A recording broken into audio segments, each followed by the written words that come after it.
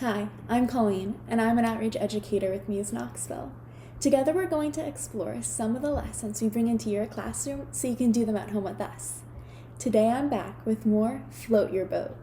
In Float Your Boat, you become an engineer, learning how to design, create, and test your very own boat. Last time we spoke, we talked about how we wanted our boats to float. But what makes some things float and other things sink? Density. Density describes the amount of space an object takes up, its volume, compared to the amount of matter inside that object, its mass. We'll be testing our boats in water. If something is more dense than water, it will sink. But if something is less dense than water, it will float. For my experiment today, I've gathered items from around my home to test to see if these items will be able to float or sink in a bucket of water. I have my items lined up right now based on their volume, the amount of space they take up. To remind you the items that I have a plastic reusable straw, a toothbrush, a popsicle stick, a birthday candle, a rock, a cork, a game piece, and a coin.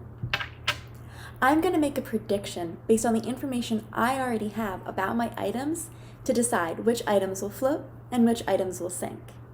I predict that my straw will float. I predict my toothbrush will sink. I predict my popsicle stick will float. I predict my birthday candle will sink. I predict my rock will sink. I predict my piece of cork will float. I predict my game piece will sink. And I predict my coin will sink as well. I split my items into two groups based on which items I predict will float and which items I predict will sink. What are your predictions? If you don't have the same items I have at home, that's okay. Make predictions about which items will float and which items will sink using the items in your own home. I want to make a better prediction about which items will float and which items will sink by gathering more information about my items. The more information I want to learn is about the mass of my items. To do that, I'll use a kitchen scale to weigh all of my items.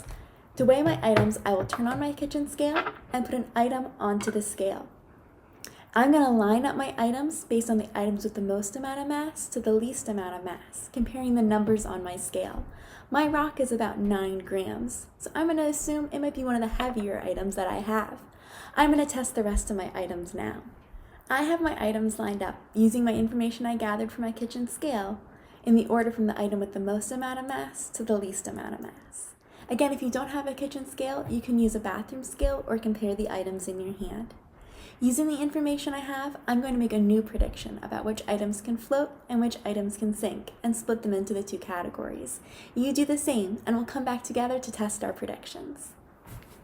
My items are now split into two groups based on my predictions. I predict these items will float and I predict that these items will sink. Remember, the items that are more dense than water will sink to the bottom of our bucket, and the items that are less dense than water will be floating on the top. Let's take our items and gently put them into our bucket of water to test to see which items float and which items sink. Do this along with me. Let's start with my cork. It can float. My toothbrush, it sinks. My popsicle stick can float.